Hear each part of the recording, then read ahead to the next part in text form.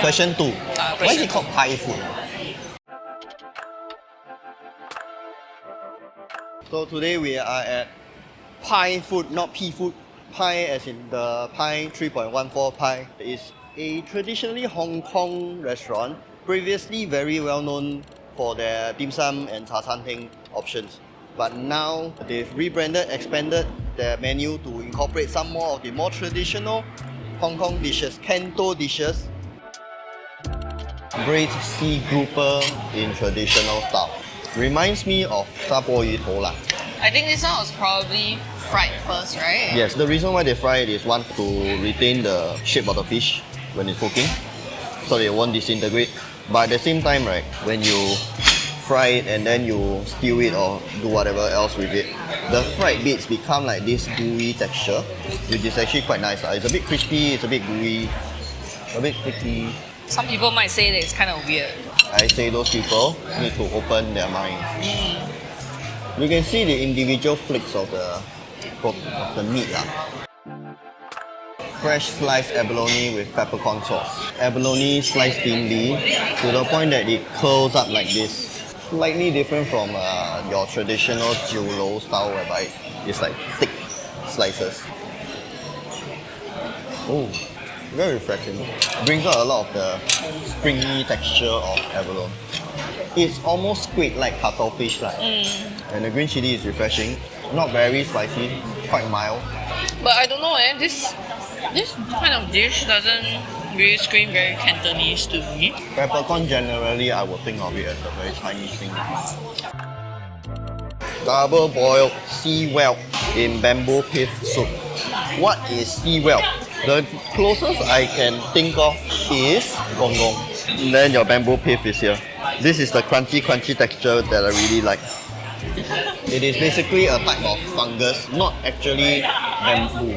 Oh, I thought it's bamboo. And then during its gestation, once it's ready, right, there'll be this wet thing that comes out from the head.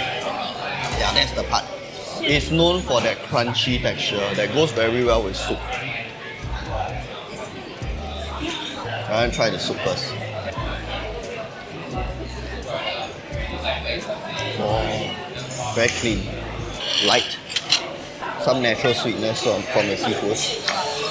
You have a bit of chicken, some dates, a bit of wolfberry. So overall it's quite balanced. Nothing is overpowering everything else. Okay, next up, Peking duck. Beijing Hao Ya. Nicely roasted duck on an egg wrapper. Cucumber, spring onion, and then the sauce lah. And they've really nicely wrapped it up for us. I don't know about the actual experience if you dine yourself.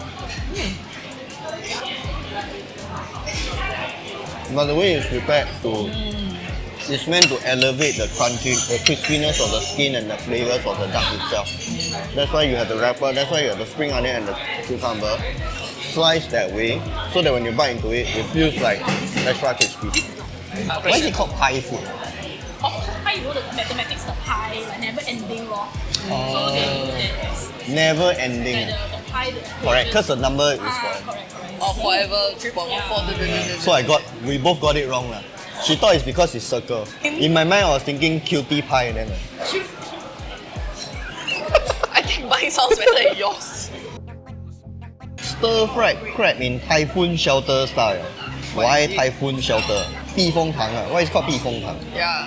Aside from the crab, the key style of this dish is all the garlic bits here, the fried garlic bits. And it's really very crispy. When fried just nice, you don't really get the bitterness. yeah, there's no chao da to it. Wards off vampires. Surprising kick.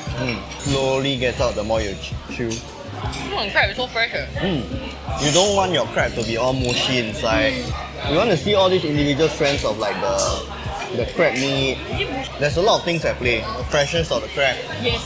When you decide to kata the crab. Oh, 谢谢.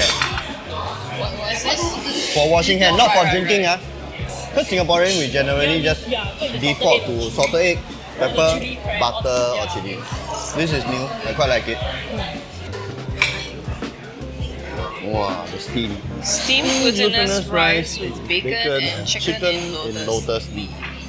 Chicken, there's rice. I see some bacon on top. Spring onions, of course. Okay, I smell it. Let's try it out. Oh, the rice is so fragrant. And everything sort of trickles down into the glutinous rice as you're eating. This is good. I'm quite full at this point already. So I thought I wouldn't have liked it as much. But still very nice and refreshing.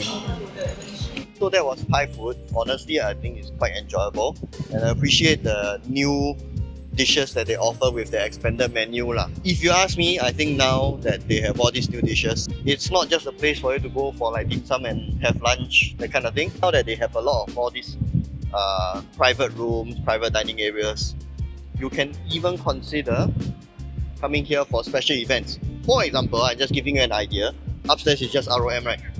After you're done with ROM, you can bring your family members down for a nice little lunch, dim sum, high tea, or whatever lah. So of the dishes that we've tried, I really enjoy most of them, but I was very, very, very pleasantly surprised by the glutinous rice dish at the very end for a few reasons actually. Like, at first, I was thinking there's already a lot of dishes, a lot of food that we've already eaten. I was already kind of full. So I didn't think that I would enjoy the glutinous rice, but the moment we eat it, right, the moment they open it up and you smell the lotus, right, lotus fragrance, that already whet my appetite just a little bit more. But when you eat it, I tell you, all the essence lah, the bacon lah, the lap chong lah, the chicken lah, the lotus lah, everything just goes straight into the rice. Perfect.